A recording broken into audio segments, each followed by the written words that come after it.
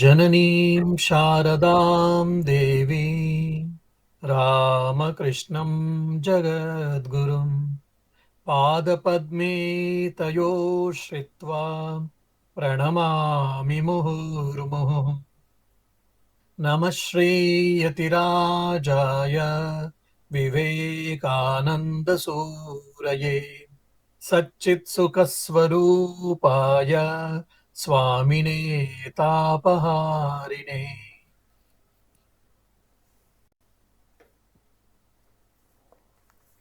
So we are discussing about lectures from Colombo to Almora, and today we will be discussing about the mission of the Vedanta at Kumbhakonam lecture.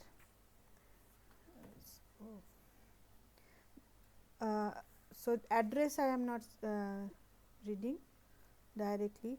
The Swami then delivered the following address on the mission of the Vedanta. A very small amount of religious work performed brings a large amount of result. If this statement of the Gita wanted an illustration, I am finding every day the truth of that great saying in my humble life. My work has been very insignificant indeed, but the kindness and the cordiality of welcome that have met me at every step of my journey from Colombo to this city are simply beyond all expectation. Yet at the same time, it is worthy of our traditions as Hindus, it is worthy of our race, for here we are, the Hindu race, whose vitality, whose life principle, whose very soul, as it were, is in religion. I have seen a little of the world, travelling among the races of the East and the West, and everywhere I find among nations one great ideal which forms the backbone, so to speak, of that race. With some it is politics, with others it is social culture, others again may have intellectual culture and so on for their national background. But this our motherland, just a second. But this our motherland has religion and religion alone for its basis, for its backbone, for the bedrock upon which the whole building of its life has been based. Some of you may remember that in my reply to the kind address which the people of Madras sent over to me in America, I pointed out the fact that a peasant in India has in many respects a better religious education than many a gentleman in the West, and today, beyond all doubt, I myself am verifying my own words. There was a time when I did feel rather discontented at the want of information among the masses of India and the lack of thirst among them for information. But now I understand it. Where their interest lies, there they are more eager for information than the masses of any other race that I have seen or have travelled among. Ask our peasants about the momentous political changes in Europe, the upheavals that are going on in European society. They do not know anything of them, nor do they care to know. But the peasants, even in Ceylon, detached from India in many ways, cut off from a living interest in India, I found the very peasants working in the fields there were already acquainted with the fact that there had been a parliament of religions in America, that an Indian sannyasin had gone over there, and that he had had some success. Shall I continue or stop here? No, one para by para we go, no? Yes, yes. Yeah, now you, some of you. So don't explain. Just tell in 2 or 3 sentences what is the gist of this para, whatever you understand. Just state it. So here also, like we have discussed in our previous talks, first of all, Swamiji is very humble, and he thinks that whatever work he has done is not of large amount, but the result produced is very large. And secondly, he is mentioning about the national backbone, and for India it is religion. and and Yes. and he says that even the peasants of India and also of Ceylon, which is detached from the mainland, but still all of them, even that commoners or peasants, also know that there had been a parliament of religions in America, and an Indian sannyasin visited there and succeeded. So this is the main thing what I feel. Yes. So 3 points here. One is Swamiji is humble. The humbleness of Swamiji can be seen here. First point. Second is religion is the backbone of India. Second point. Third point, that can be illustrated or confirmed where even the peasants and the poor people of India and Sri Lanka, they know about the Parliament of Religions and not of anything else. So if these 3 points, if you keep in mind, then the gist of the para is almost you have crossed or you have reached. Now, in the first line itself, he simplifies Gita statement actually. That's where I always say, when you read scriptures, when you get a scriptures, then you will be able to understand. A very small amount of religious work performed brings a large amount of result. What does it mean? So Gita 2.40 Swalpamapyasya dharmasya trayate mahato bhayat. Even you practice little dharma, that will save you from the great dangers. So in the Puranas, Ramayana, Mahabharata, we get lot of stories by doing alms, by feeding poor people, by doing charity, or by doing japa, by doing meditation, or by helping a person who are in distress. That has saved the people's life from the great dangers. So here dharma means it is not only Hinduism or Islam or Christianity. Here dharma means what? It is like spirituality or good actions or ethics and morality. All these things can be taken. So now by doing little japa every day, this you can experiment. Every day, say for example, consistently every day you are doing 108 japa. You might feel or I might feel that there is not much spiritual progress, or just attending aratrikam. Sometimes you are not able to visit the ashram, so there are online online ashramas are doing online aratis broadcasting.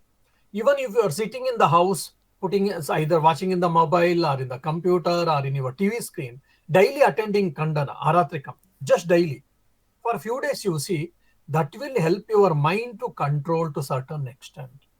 That will maintain your mental balance. After some days, for experiment's sake, just you leave, you stop attending Kandana or Aratrikam, evening prayer for a few days. Yourself, you will understand, one can experience how our mind has gone down. So the small spiritual practices, maybe Sandhyanandana, or doing our upasanas, if you have got initiation, or doing remembering God, singing prayers and bhajans, doing it may be very less, small amount, but that will bring lot of effect on our mind. So this is what Swamiji has told very clearly. And he told that, and afterwards he's telling, and he linked it with that, I have not done much, I have done very little, but there is a lot of respect, lot of acknowledgement to this. Now we do little work and we expect large acknowledgement, and this all the great people, they do large work and they show their humbleness, humility, that we are very small, we are very insignificant, nothing I have done or what. So this is the clear difference between a common person and extraordinary person. And this character, personality, Swamiji's personality, in every lecture, in every place we can see. So Swamiji was very roaring Vedantic lion. Yes, he was very, what do you say, everywhere he went and preached Vedanta, he preached patriotism, he preached about India's glory. All these things are fine, but if you see the base, he was so humble. Oh, Swamiji was very rational mindset. Swamiji is always used to argue with Sri Ramakrishna. That's all we think. And many times we all quote about Swamiji as a young Naren. No doubt all were there. But at the same time, Swamiji was also quite humble. We can be rational. We can be scientific mindset. We can be questioning nature. We should have, no doubt, but with all humbleness, not with a disrespectful nature. Many times, rationality, scientific temperament, questioning temperament, with a disrespect, many times people can do that. No, all of them with respect should be there. That's what we can see in Swamiji. And Swamiji is telling very clearly, our soul is what? Religion. The India's soul. Tradition, race, vitality, life principle is what? Religion. Religion means, again, don't think that just only rituals. Don't think that only the traditions. It is also part, no doubt. It is mainly spirituality, or Brahma Vidya, or Atma Vidya, as Upanishad speaks. That is the main philosophy. And apart from that, culture, traditions, our food systems, and our clothing, all these things are also part of it. But they are not the alpha and omega of the religion. That we should know. Okay. And so I'm just telling very clearly, and this religion is the, the backbone of the India, and that should be intact. That is the bedrock on which the whole building has been built. For an example, we put a foundation. The whole building sustenance will be on foundation. If the foundation is weak and if you build the building so beautifully, in no time it will be collapsed. So similarly, the whole Indian culture is built on that bedrock, or the foundation is what? The religion. Now we can very well understand why so many incarnations have taken birth in our life or in our India. Because the religion is the backbone of our India. So time and again acharyas, time and again saints, time and again avatara purushas have come and they rejuvenated the Indian religion. I mean, I don't know whether it happened or not. On the lighter side, someone asked Swamiji in the West, Western lady, Swami, you say that you are all very religious and spiritual, your country is, and so many incarnations have come in your country, you say. That means so many times Indians were going bad, Indians were getting deteriorated, and all. On the lighter side, Swamiji says, no, you see, in your country or in your area, you got only one prophet and you hanged him. But in our country, when they come, we all respect, we worship their feet, we offer their flowers, we offer our property, we offer our heart and soul for him. That's why God loves Indians. As a result, God comes time and again in India. I mean, on the lighter side, Swamiji said, uh, uh, keeping that joke apart, now why did so many incarnations came into India? So in Bhagavatam, there is a mention that even the god likes, and even the apsaras, even the yakshas, gandharvas, kinnaras, everyone loves India and to take birth in India. Why? Because willingly or unwillingly, wantedly, unwantedly, you will be hearing the God's name in India.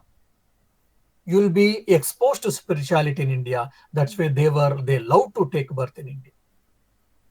So why the incarnations came time and again? Because the religion is the backbone of our country. So that should be kept intact. As a result, whenever there were deteriorations or whenever there were lacuna, to fill that, to rejuvenate, we got prophets, we got acharyas, we got avatara purushas, we got saints.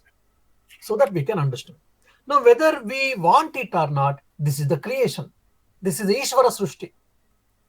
For example, Roman and Greek civilization, military was important. And for America, military and economics is important. And for UK, if you see, economics is important. So like that, every country has something as a backbone, and our country's backbone is what? Religion, spirituality. That is Ishvara Srushti, that is the creation of the Lord. We should accept it. We can't get away from that. Now, keeping that in intact, we can develop everything.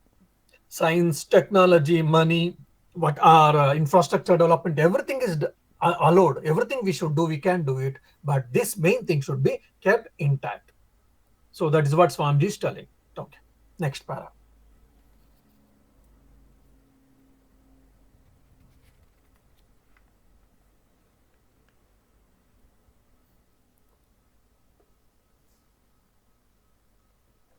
Yes. Where, therefore, their interest is, there they are as eager for information as any other race. And religion is the one and the sole interest of the people of India.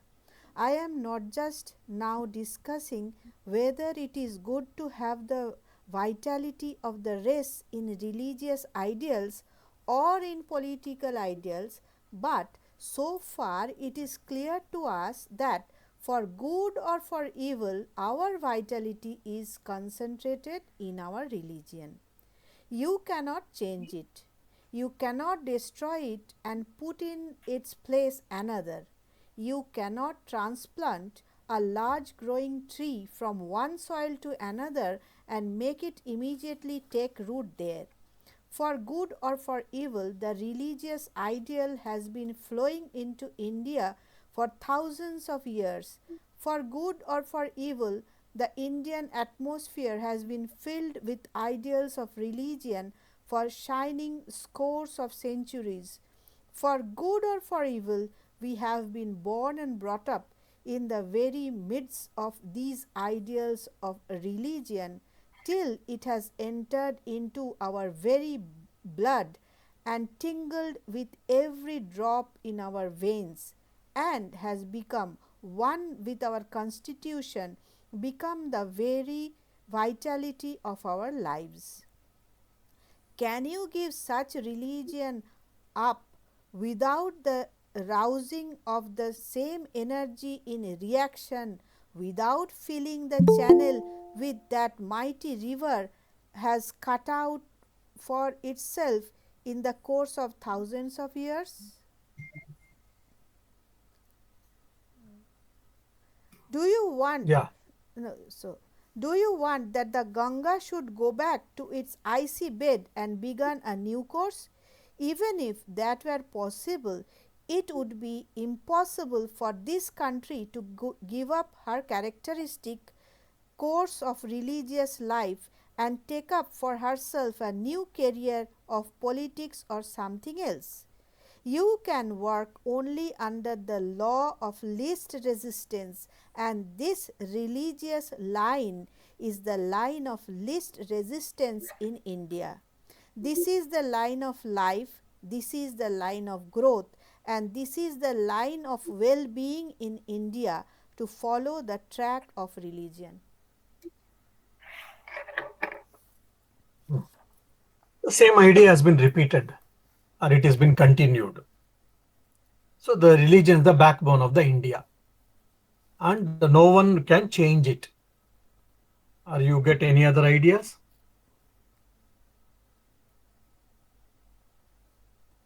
No, that line is means that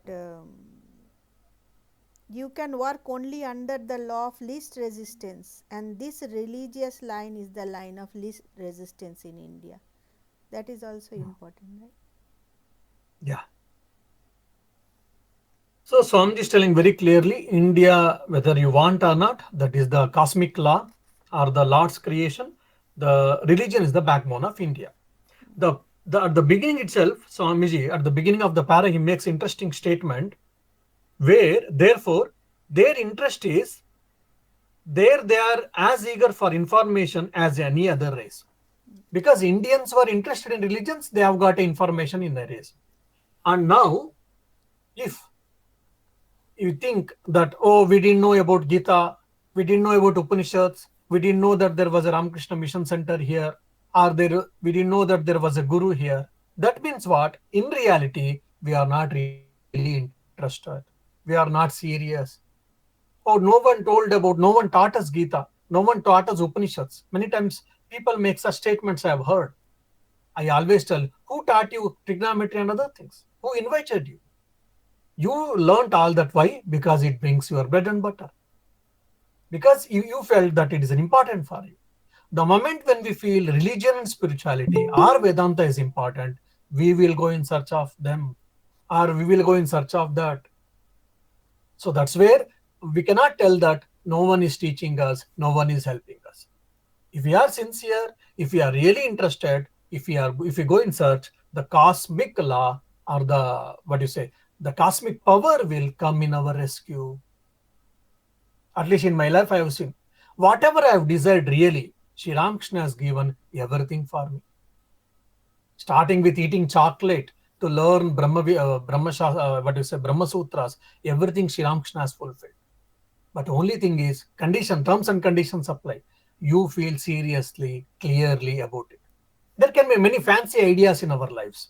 Many fancy ideas might come in our mind. That I cannot say that everything will be fulfilled or not. If you really sincerely, if you feel and if you think it, yes, God will give, or the cosmic law will give, provided you also work for it. That's what Swamiji is telling.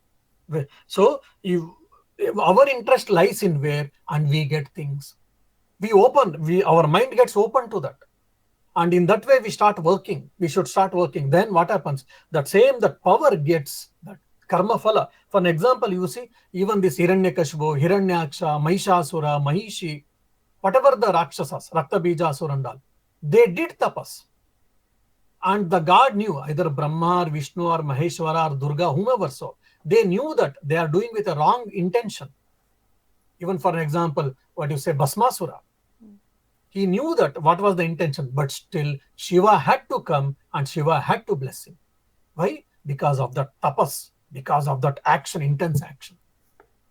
So when we do that struggle in that particular path or particular direction, whatever we want, either earning money or earning name and fame or earning peace or earning spiritual progress or whatever you want. So if we are working in that, we are bound to get the results. We are bound to get the success. So we cannot say that he didn't help, she didn't help, or the society didn't help. That's all we can say that, but our problem doesn't solve here. So when you see this all demons and all, with all strong willpower, they sat and they worked and they got the success. They got the power. But unfortunately, they used in a wrong way, in a wrong direction. As a result, they became a bane to the society, a thorn to the society, and basically they had to be removed by slaying them, by killing them, or whatever. So Swamiji is telling same thing. And now you can think, how is it to understand? Now, one simple glaring example you can very well think in Indian freedom struggle, which was the situation which flayed the entire Indian society, or to the larger extent. If you see, we tell Indian first war of Indian independence, and Britishers used to call that Sipai Mutiny. How this Sipai Mutiny, or the first war of Indian independence, happened? Because when the Britishers brought the bombs, and that bomb has to be with the help of teeth, you have to remove the covering and you have to throw it. That bomb thread was greased with either animal fat, either cow fat or the pig fat. That created a disturbance in the sipais, in the military people, and they started a revolt. That was one of the big breaking in the Indian independence. Earlier it used to happen in the packets, but it went to the big extent it spread like a wildfire in the India.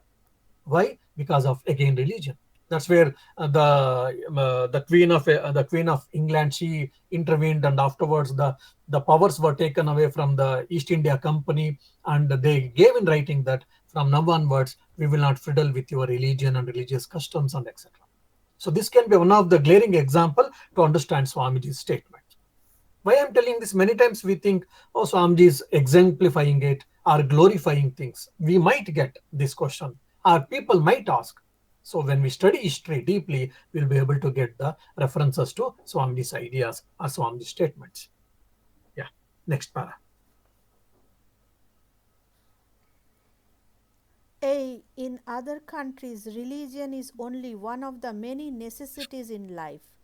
To use a common illustrations which I am in the habit of using, my lady has many things in her parlor, and it is the fashion nowadays to have a Japanese vase, and she must procure it.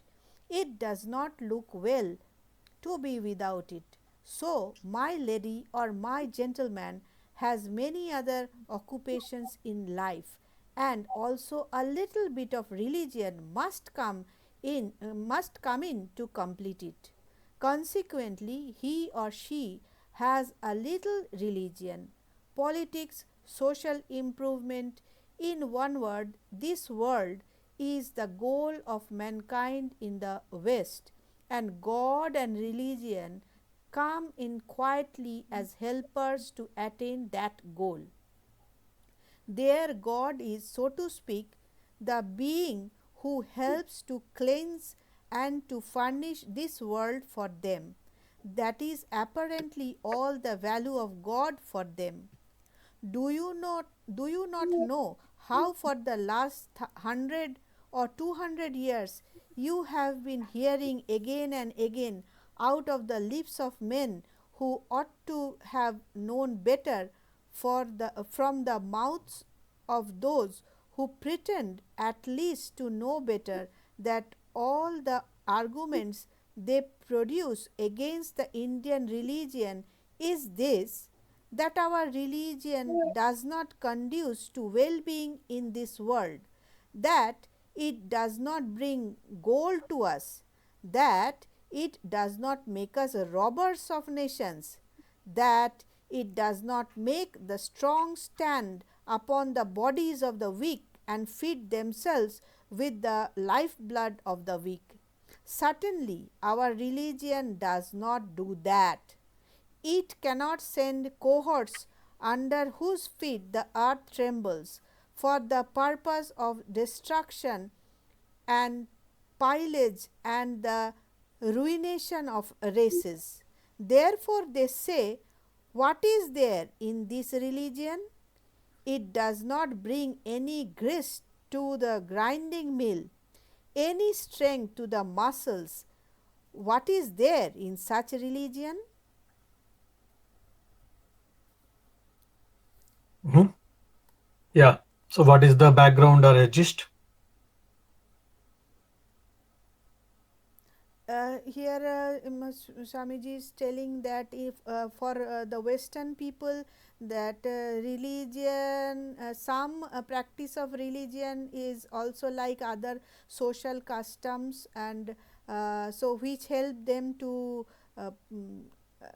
cleanse or furnish the worldly objects for them. No, no, Chandran, that's what I'm saying you again and again. You have to give a simple statement. Don't explain. Give a statement in a short form, how much ever possible, to remember it. Okay, so that is the thing, that for Westerners, religion is the one sort of social custom. Okay, fine. Then, And anyone else, anything I want to say?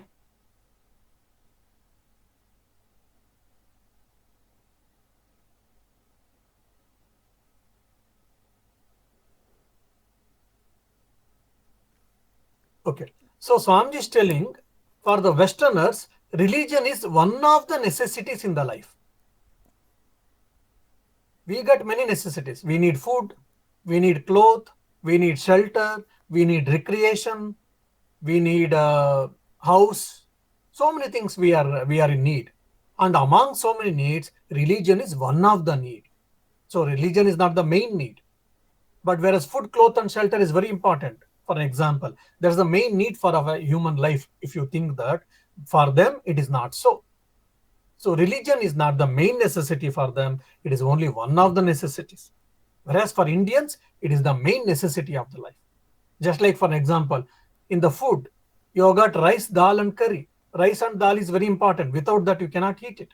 Whether you got chachadi or not, whether you got chutney or not, whether you got some rasgulla or not, there are extra things. There are added features. But without rice and dal, or without rice and curry, you cannot. Rice is important, or chapati you can think. So, which is important part of the food. So that's what Swamiji is telling. So for Indians, religion is the main part, main necessity, and for the Westerners, it is only the one of the sub-important. And for them, politics and social improvements is the important. Means world is important for them. For us, God is important for us. In reality, that's what Swamiji is saying that. And Swamiji is telling that again because for them politics is important and the world is important. The Christ has said that show love your neighbor as thou as yourself, and if someone slaps on the one cheek, you show the other cheek to slap. All these things they never followed it. Why? The Westerners or the people from the West who followed the Christianity, they colonized the Africa and Asia and every country. They looted them. They used as a slaves, and they crushed them under their feet, under their boots, and they made them as a slaves actually. So in reality, they never followed their own master's teaching, that is Christ's teachings. Only it is might is right, or survival of the fittest, or might is right was followed by them. But in India, the love and peace was always. That doesn't mean that we didn't do that. I mean, in India also, unfortunately, in the name of religion, the privileges came into picture. Upper caste and lower caste came into picture, and lower caste people were ill-treated in the name of Asprushyata. That is the mistake we have done, no doubt, and we have paid the price for it, no doubt. But compared to Western civilization, they have killed, they have sucked the blood, they have killed, and what all things they have done in India, it was never done. Only we have ill-treated them as like untouchables. We have ill-treated them. That is the mistake we did it. Here and there might be one or two incidents, bad incidents might have happened, but we ill-treated them, the lower caste people. But otherwise, we didn't kill unnecessarily, like unlike the Westerners. So the love and peace was always the important philosophy, the streamline of our country. That is what Swamiji is telling in this third para. Yeah. Next. They little dream that that is the very argument with which we prove our religion, because it does not make for this world. Ours is the only true religion, because according to it, this little sense world of 3 days' duration is not to be made the end and aim of all, it not to be our great goal. This little earthly horizon of a few feet is not that which bounds the view of our religion. Ours is away beyond, and still beyond the senses, beyond space and beyond time, away beyond, till nothing of this world is left, and the universe itself becomes like a drop in the transcendent ocean of the glory of the soul. Ours is the true religion, because it teaches that God alone is true, that this world is false and fleeting, that all your gold is but as dust, that all your power is finite, and that life itself is oftentimes an evil. Therefore, it is that ours is the true religion. Ours is the true religion because, above all, it teaches renunciation and stands up with the wisdom of ages to tell and to declare to the nations, who are mere children of yesterday in comparison with us Hindus, who own the hoary antiquity of the wisdom discovered by our ancestors here in India, to tell them in plain words, children, you are slaves of the senses. There is only finiteness in the senses. There is only ruination in the senses.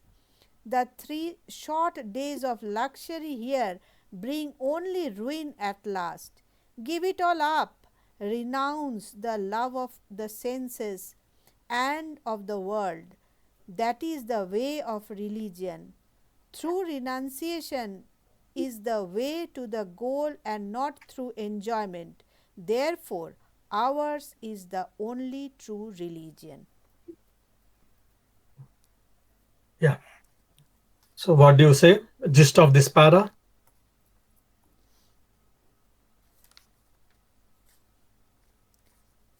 That the sense Maharaj, pleasure. Yes, yes, yes.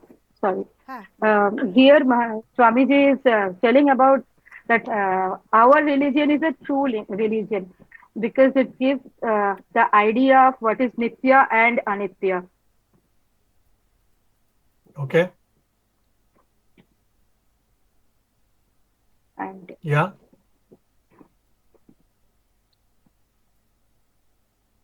not to be the slaves of the senses. Those are the finite things. Mhm. and Our religion teaches us renunciation, Mhm. and God alone is true. Mhm.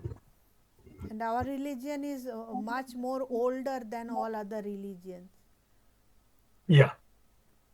So now onward, Swamiji goes deep actually. Till now, he was on the surface level, and this is one of the biggest lecture, one of the big lecture, the mission of Vedanta, and now he starts going very deeply actually. So first and foremost, he says beautifully, the God is not for the world, and the world is for the God. Or in other terms, individualistic terms, self is not for the world, and the world is for self. So the Western approach is what? World is important. For us, the God or the self or the consciousness is important. So we are consciousness centered driven life or driven society. For them, the world centered driven life society. For example, you go to any, even I've seen in Ireland and I've seen in England also, both places. You go to a church.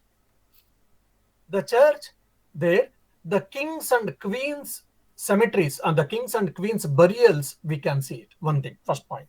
Second is, there they have got flags. The churches have got their own flags. In the flags, many times, the flags where you got swords, the military conquest is being assembled, has been joined with their flags. Now in India, you go to any temple, you go to any religious places, it only speaks of love, it only speaks of peace, it only speaks of the God and the consciousness. The military conquest is never mixed with our religion or in our religious places. Even for example, Krishna Devaraya has donated lot for Tirupati temple. He is standing with the folding hands just like a servant. Krishna Devaraya and his two queens. The same thing we can see in Chamundi temple in Mysore. If you go inside, if you get an opportunity, go to inside. I've gone inside, so I know that there, even the king and the two queens, they're standing with the folded hands like a devotee or like a sevak, servant.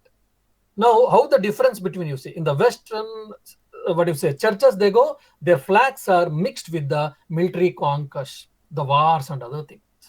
And they were all involved in that, the fathers, bishops, popes, and all. But in our cases, most of the times, it was not so. There are few instances, no doubt, but most of the time, it is not so. Why? Because the whole creation is what? For the bhoga and apavarga. That is as the Sankhya says, that is apavarga is what? The freedom for the enlightenment of the soul, self, and the bhoga is what? The fructification of the karma phala. Whatever we have done actions to experience the fruits of action, this world is a scenario or the world is a stage. So world is for the self, not the self for the world. That is the first point. And Swamiji is telling very clearly, our religion is what? It is away beyond the senses, beyond the space and time, beyond the intellect, the consciousness, beyond the senses, beyond the intellect, beyond the time and space. The pure consciousness is what the essence of our religion. So what is religion? Religion is the backbone of India. Religion is the backbone of India, we were hearing. Now Swamiji is telling what is that religion means? That is the consciousness, Atma Vidya or Brahma Vidya. That is our core philosophy of our Hinduism, or in the other words, Vedanta. And Swamiji is telling very clearly, and what is the greatness? Now we all think that Westerns are achieving many things and not the Indians. We have got a huge history, and we have got a great civilization, we say, and we have got rishis, we say, and we have got a 10,000 or 20,000 or 50,000 old scriptures we have got, but we never excel like Westerners. That is what we think. It is not so. Last 10 centuries, we have even ruled, colonized or ruled by others. As a result, we have lost our glories. But before that, before 9th century and all, we were one of the great country with all the economical empowerment, social empowerment, everything. Democracy you can see, politics you can see, economics you can see. Otherwise, why everyone wanted to come to India? Unfortunately, Christopher wanted to come, Vasco da Gama wanted to come, X wanted to come, Y wanted to come, or they came, they say. But why they came? Because there was so much, glory, and so much, wealth was in our country. That's where every Western country, they wanted to come to us. Unfortunately, our history books doesn't teach it properly. But at the same time, our people are always thinking they have got a far-sightedness. श्रेयश्च प्रेयश्च मनुष्यमेतः तौ संपरीक्त विविनक्ति धीरः श्रेयो हि अभिप्रेयतो मन्दो प्रेयो योगक्षेमं वृणीत. In Katopnishat says, Yama says to Nachiketa, श्रेयश्च प्रेयश्च मनुष्यमेतः. There are two paths. One is called Shreyo Marga, the other is Preyo Marga. And both are being placed in front of a human being, individual. Now the Dhira selects Shreyo Marga, and Manda, who has got limited intellect, he selects Preyo Marga. So if you want me to tell in a simple layman's language, what is this Shreyo Marga and Preyo Marga? Shreyo Marga is what? Large-sightedness, far-sightedness. And the Preyo Marga is what? Long-sightedness. Or in other words, Shreyo Marga is what? Conscious-centered life, spiritual life. One can get eternal peace. And the Preyo Marga is what? Just sense gratification, immediate happiness, limited happiness. Yeah, just a minute, someone has come.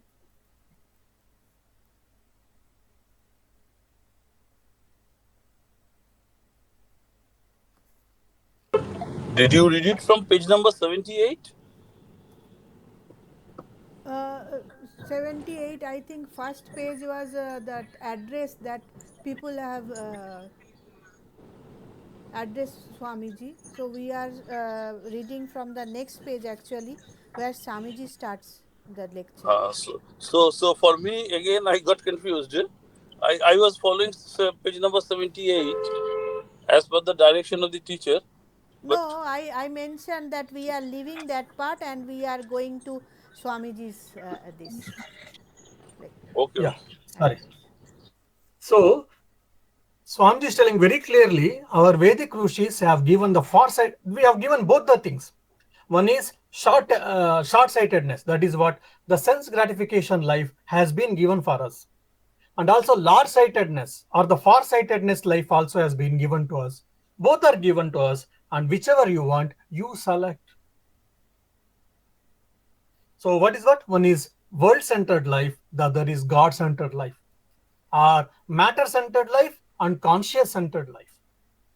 And our Vedanta always advocates conscious-centered life.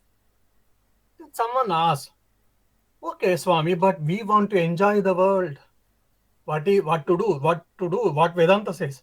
Then Vedanta says, my dear, if you want to enjoy the world, welcome. You are free to enjoy, but don't come with a complaint.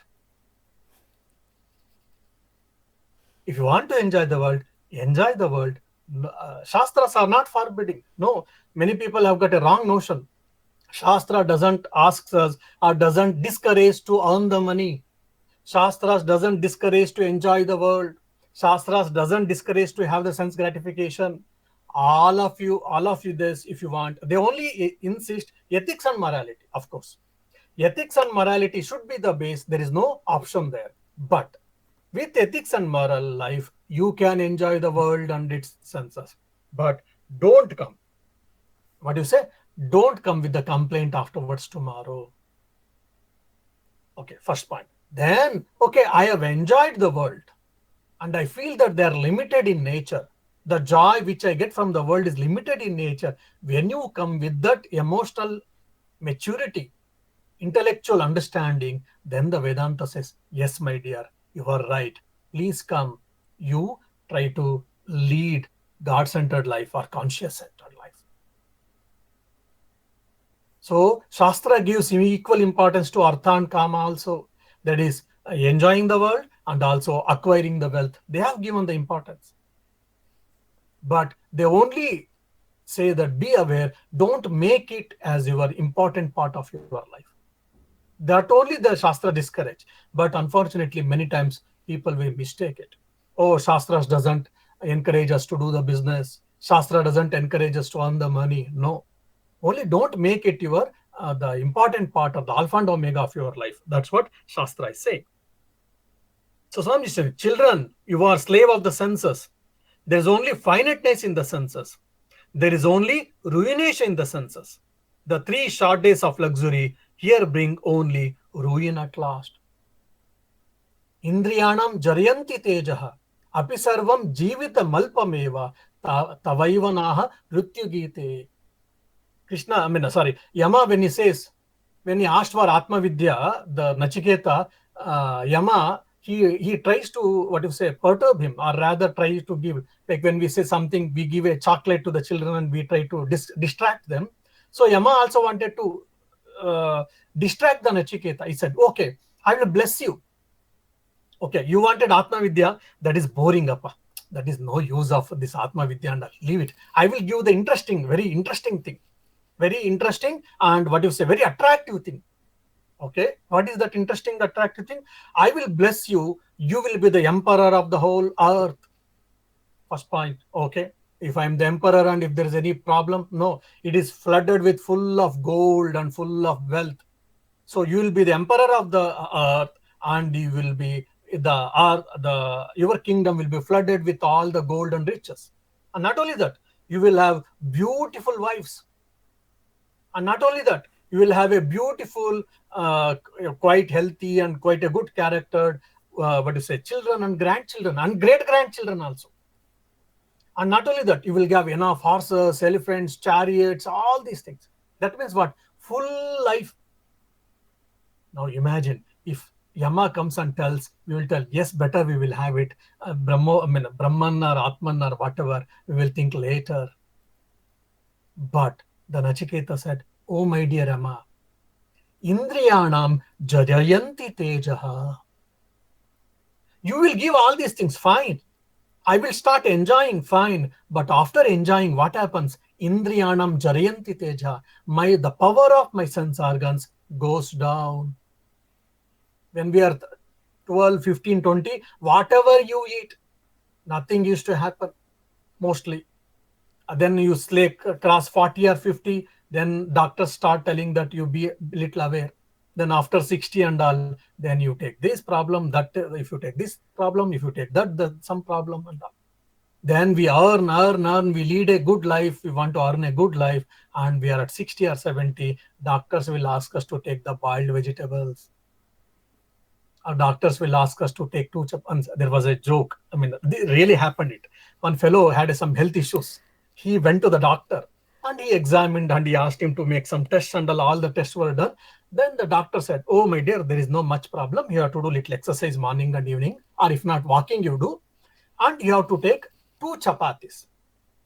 2 chapatis, you can take one small bowl rice and vegetables and lentils little. So he explained. Then the fellow he listened everything and he said, doctor, I have got only one doubt. What is that? This whatever you said, 2 chapatis, 1 bowl of rice and lentils and dal, whether should be taken before food or after food? Then the doctor kept his hand and he said, oh my dear, that is not before food or after food. That will be your food. What? I want so much money. I felt I struggled and I want so much money. Now I am well established. I want to enjoy my life. And you are asking me to take 2 chapatis and with 1 cup of rice and little boiled vegetables and lentils. That's all. Doctor said, if you want to live healthily, you want to take this. Otherwise, it is up to you, my dear. So finally we earn, and afterwards we are boiled down to boiled vegetables. Isn't it? Many times we think, if we had known whatever we are knowing now, that clarity in our early ages or young age, we would have taken our life in different directions. because of Viveka Shunya. Anyhow, so that's what Swamiji is telling. So Indriyanam Jarayanti Tejaha. So Nachiketa says, you might give all these riches, you might have give all these sense pleasurable items, sense objects, but by enjoying slowly, what happens? I lose my power of my senses. I cannot eat sweet, I cannot eat spicy ones, I cannot eat oily ones. Then what is the use of having all these things, my dear? So that's the reason I don't. Tavaivanaha Nritya Gita. You keep all these worldly things for you with yourself, my dear Emma. So I don't want any of, because they will pull out, or they will squeeze out my energy of my senses and all, and I can't enjoy it for a long time. As a result, if you can give, you give me that secret of Atma Vidya alone. Otherwise, I don't need anything else. So Yama Nachiketa was very clear. So he had that Viveka, he had Vairagya.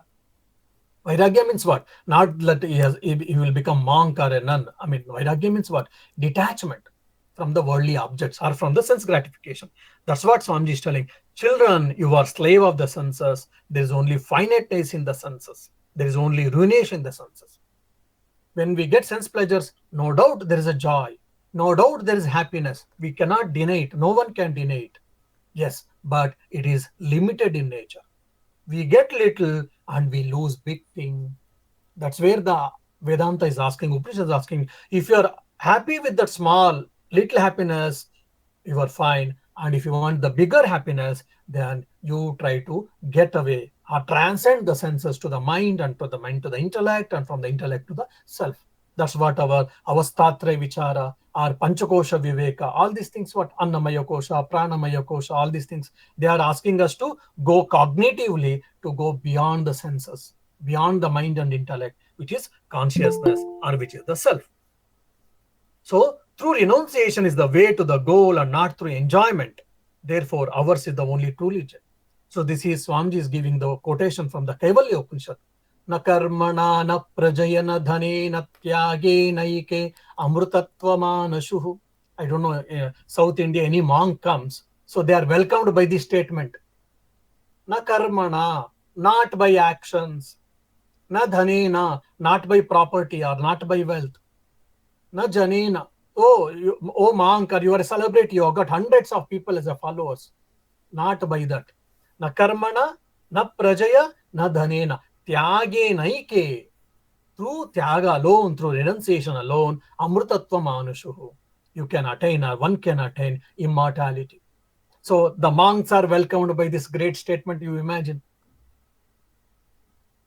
So that it is from Kaivalya Upanishad. So Swamiji is telling this. So if you know Upanishads and all, how Kathopanishad, Kaivalya Upanishad, the essence, how Swamiji is bringing in his lectures, we can very well understand. So if you want to enjoy the world, so don't stop it, enjoy the world, but take the other part also. Like for example, I eat a lot of rasgullas, then my stomach goes bad, then I cannot complain. If you want to eat rasgulla to lot, you want to enjoy it, but whatever it comes, the part of it, then also you have to accept it. The problem is, the first part is okay for us, the second part we don't want. That is not possible. Buy one, get one free. Oh no, I will buy one, the get one free is not required, I don't want. The nature says, no my dear, it comes with package. You can't say no. If you cannot say for yes for one thing and no for one thing, no. If you want, you have to take the package, or otherwise go beyond that.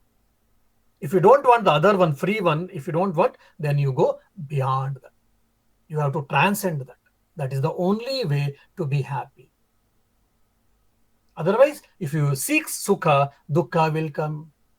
If you seek labha, that is the profit, the nashta, the loss also will come at some point of time in everyone's life. It should come, we don't say that. Shastras are not telling that it will come. It might come, it may come. So that is the part of the nature's creation. Because in the creation, everything is dual. So if you seek one, other will also come, you have to accept. And if you don't want one, and if you have to say no for both. So the choice is ours. Oh, but why God has created like this? I want only sukha, dukkha I don't want. Why can't he give? The creation is not like that. What to? So we have to accept it. Now it is up to us to what do we want? What do we want? How much do we want? And why do we want? That one has to get clarity and one has to think about it. Okay. All right for today's. You got any questions, any of you?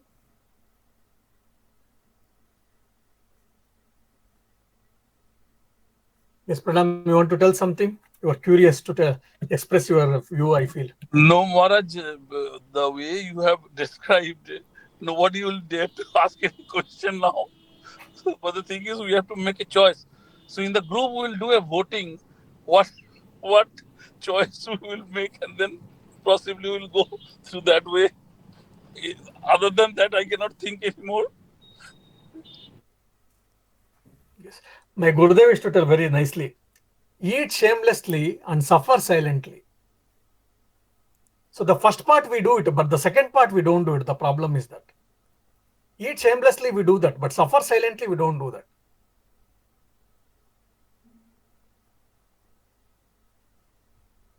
Yeah.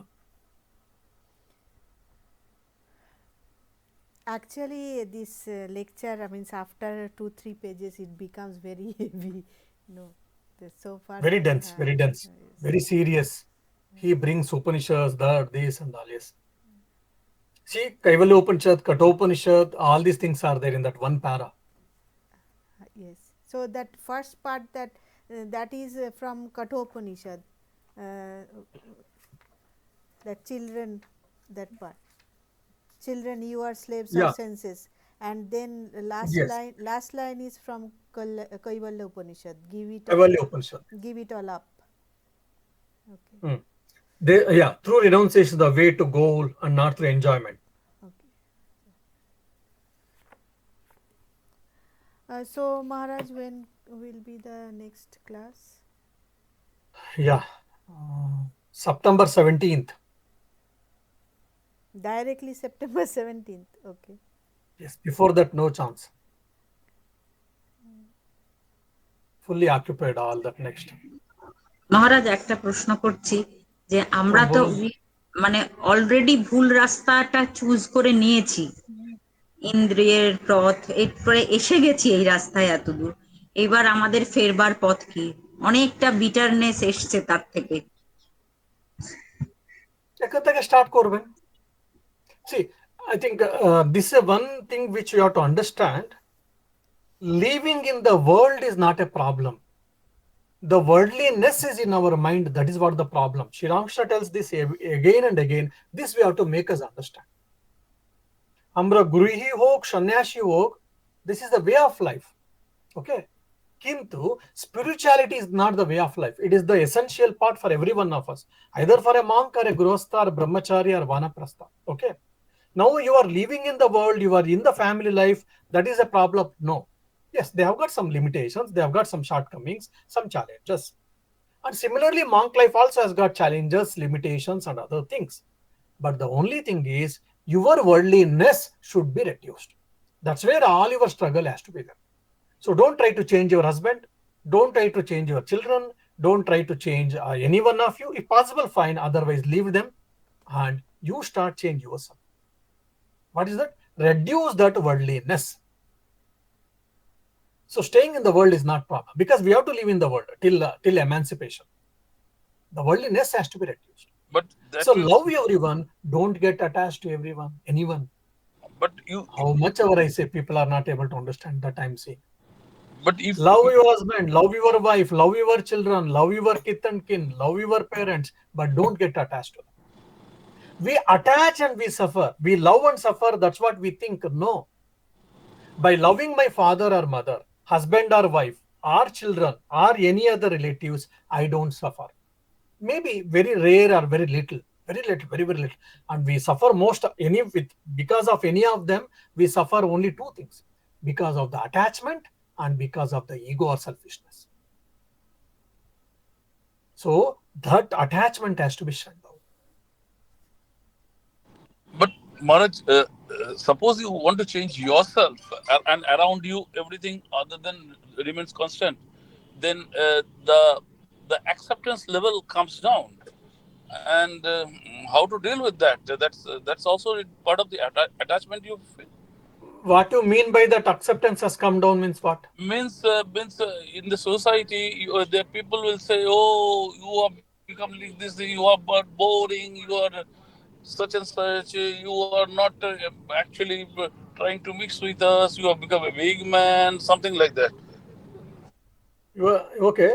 Then they say that fine. Tomorrow any problem for you or your money has come down, do they come and will give you? Your bank balance has gone down for some reason. Do they fill your bank balance? The people who make comments, will they help you in your bank balance? No, I don't expect so.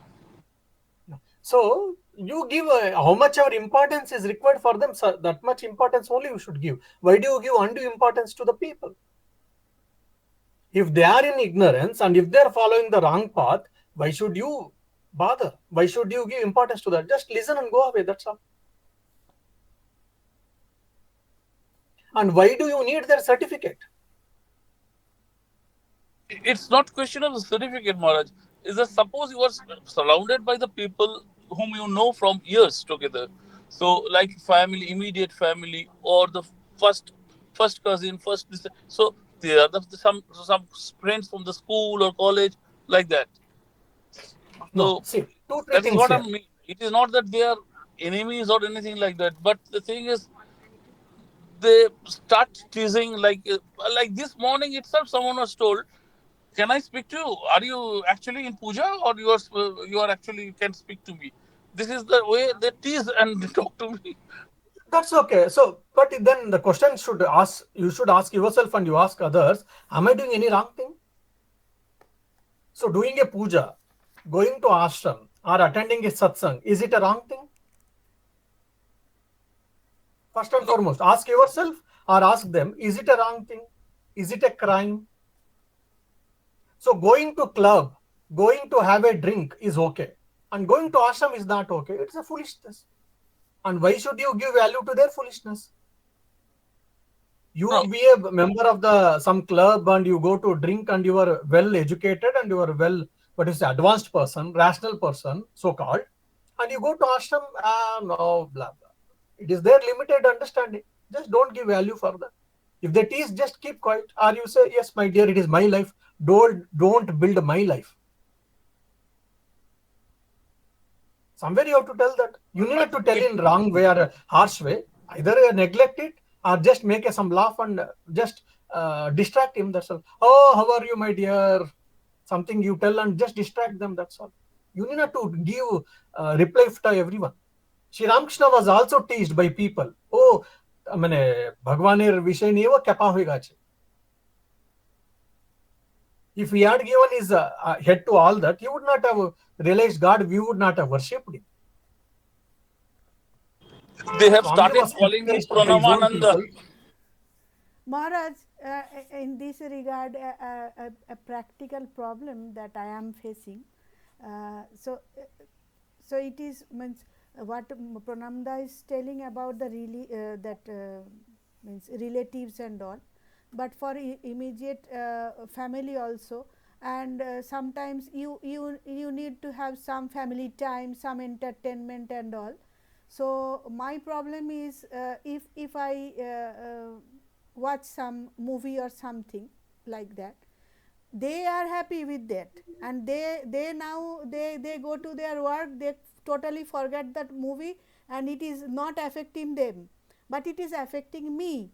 Means those movie scenes, they are again coming back while I am trying to do my practices or something like that. So that is the problem. So how to deal with my mind, not with them. Yes. Yeah, two things. Now, first question, ask yourself, are you really interested in seeing movies? Okay, yes. Then go along with your family, no problem. You say no. Okay, I'm not interested in watching movies. Okay, say no, you got a sincere answer from yourself, within yourself, but then your husband or children are expecting you to go to a movie. Okay, so here two options can be taken. Okay, my dear, since I'm not interested, but since you are pressing me, you are asking me, as a family commitment, as a duty, I'm coming. So as a duty you are trying to set, I know it is difficult, and you give your mind to tell it very clearly that as a duty I'm sitting and trying to watch the movies just to please my husband or my children. So as a duty I'm coming, but in reality I'm not interested. So try to do from the duty sense, one thing. Or second thing, slowly, immediately not. Slowly you can also try to tell, yes, my dear, it is very well, fine, but what to do? Somehow I'm not interested in movies. Why can't we go to park? You go park and you roam and you eat something and you come back. Or they ask 3 times, you go 1 time. So you can't avoid it completely. Yes, I understand. When they ask 3 times, you go 1 time, and 2 times you can drop yourself. So like this, we have to use our intelligence, and we have to No, do no. that. So that is good thing. But say for one time I am doing, okay, and at that particular moment I should not, I should not lie. Maybe I am enjoying some entertaining movie and all something. I am also enjoying the family drama, something like that. So, but afterwards when I am trying to do my spiritual practices, something, even reading or something, so those scenes are coming back into my mind. So now the problem is increase.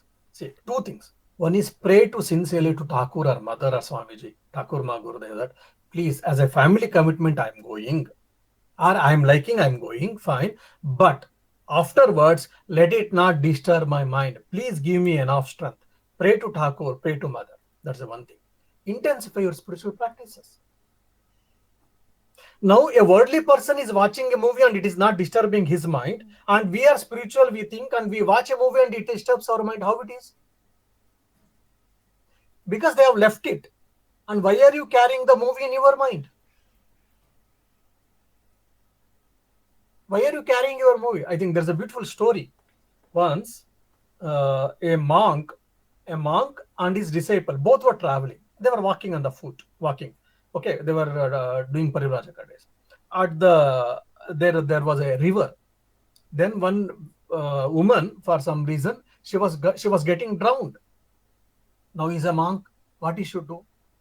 He's not supposed to touch ladies and etc. His monastic principles are there, but still he jumped into the water. He caught her and he carried, and he did a first aid, and she was rescued basically, and he left. The disciple started thinking, "Arey, my guru is a monk.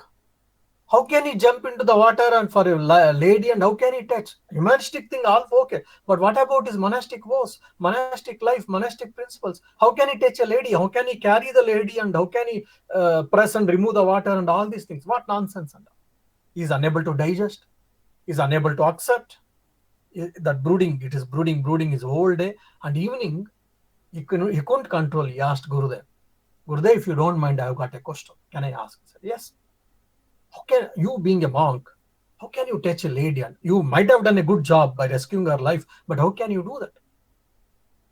He said, my dear, just to rescue the life I did, and I left her at the bank of the river. Why are you carrying till ashram, my dear? I rescued her, I left her there, and you didn't touch her. Physically, no doubt, but mentally you are thinking that same thing till ashrama, till evening. What nonsense it is. I left there only. Why did you carry it now onward, till now? So many times that's what in the name of spirituality, spiritual life, we get confused, we get carried over. Now, either you liked, you went. Okay, fine. Or because of the family commitment as a duty, you left, you went and you watched the movie. Okay, you came back. Fine. Then why are you carrying that thing? If it comes automatically and it goes away, why are you holding on to that things?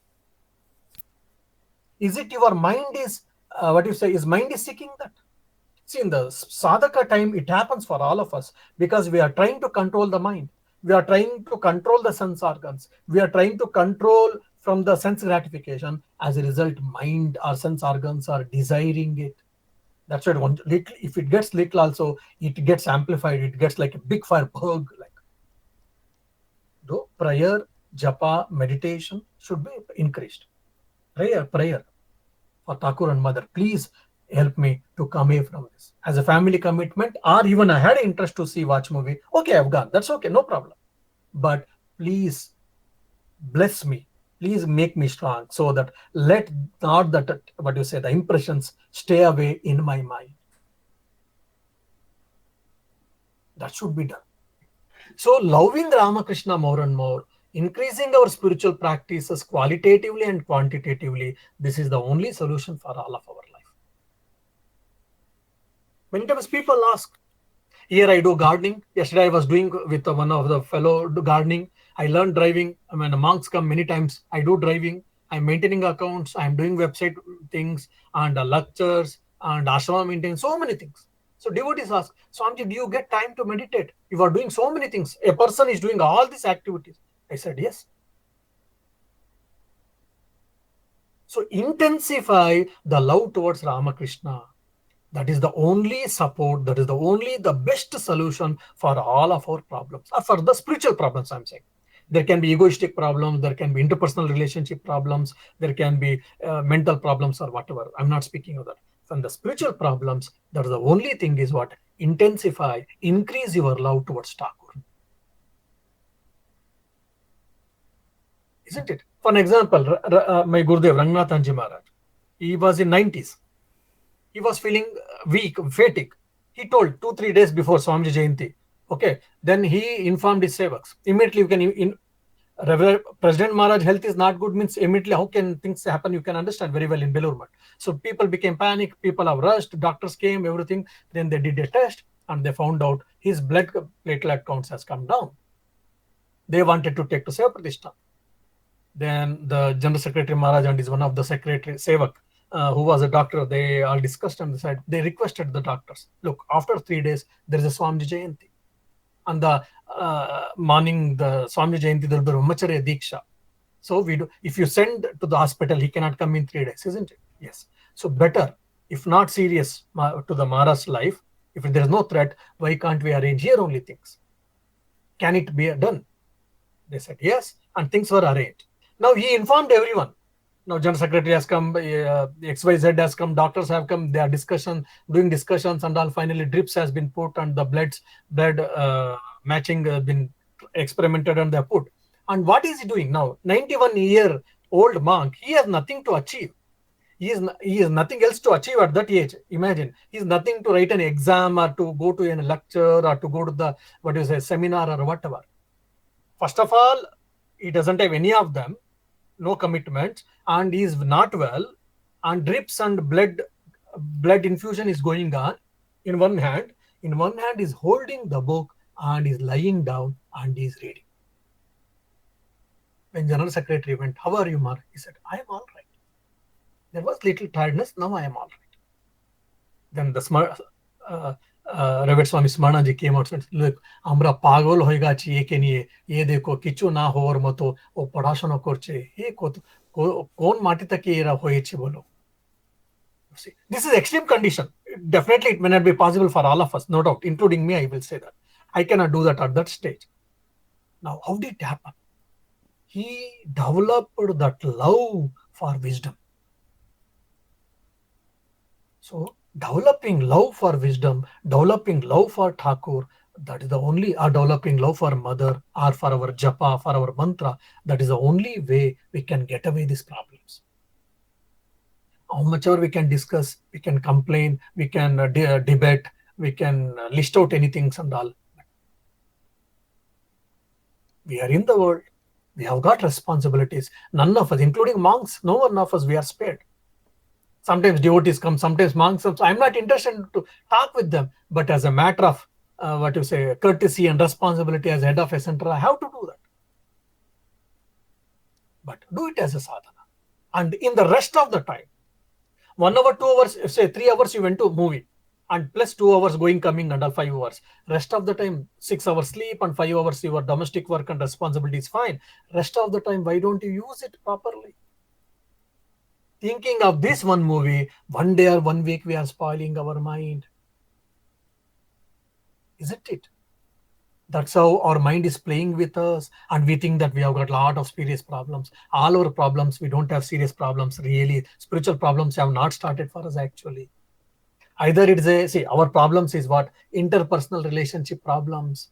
It is an emotional problems, or it is a egoistic problems, or it is at the most the problem with the food or the weather. Mostly, generally, we have got only this, or the most, the fifth is our own health problems. All our problems, we are thinking that we have got very big problems, very spiritual problems, and all we are thinking, as my understanding, all our problems comes into either 1 or 2 or 3 or 5. Our real spiritual problems have not started actually. When we go deep, only we will get it all that. This is what my understanding. You might agree or you might not agree also, that is fine. You think either food or weather, or interpersonal relationship, or the wife or husband or children or mother-in-law or father-in-law or son-in-law, daughter-in-law or niece or friends, neighbors, interpersonal relationship, or the third, ego, emotions, and our own health. All our problems either of it will fall in this category. There's no real spiritual problem for us actually. We think we are in a what you say mirage that I have got a lot of spiritual problems.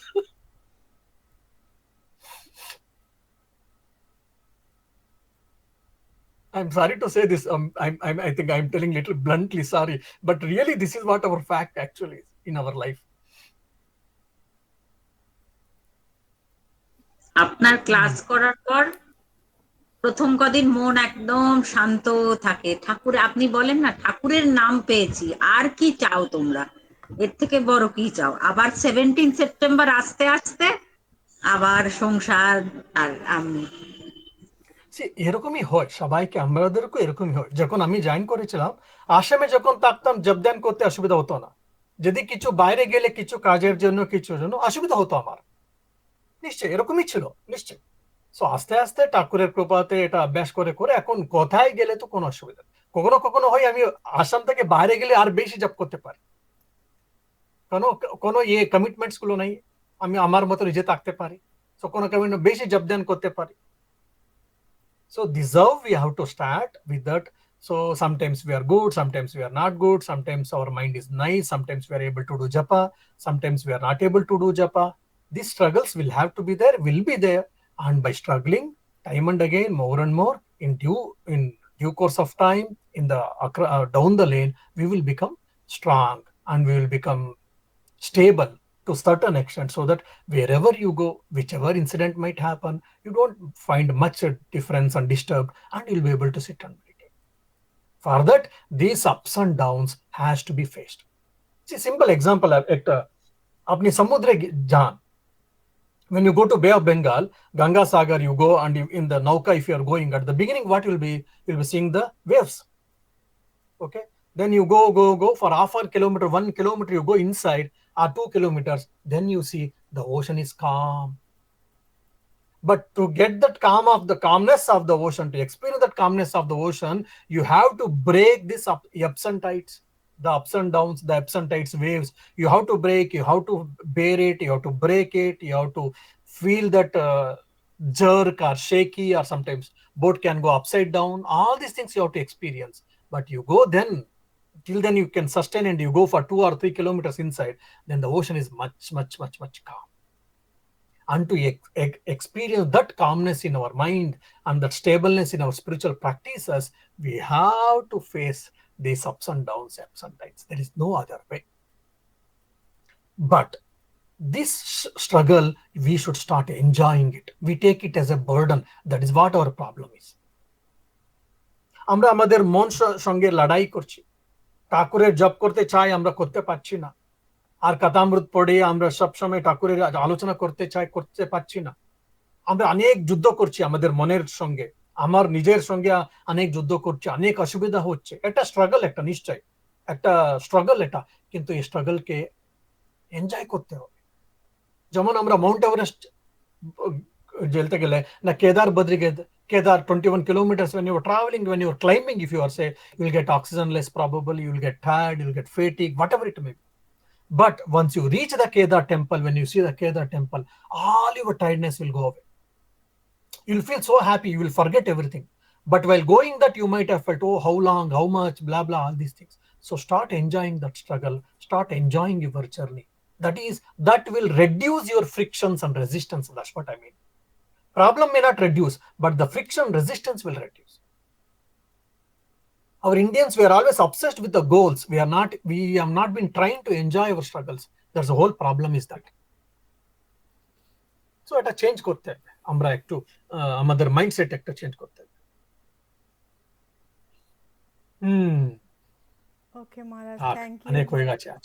Thank you মহারাজ। আপনার lunch time over হয়ে যাচ্ছে। Thank you and Pranam Maharaj. প্রণাম।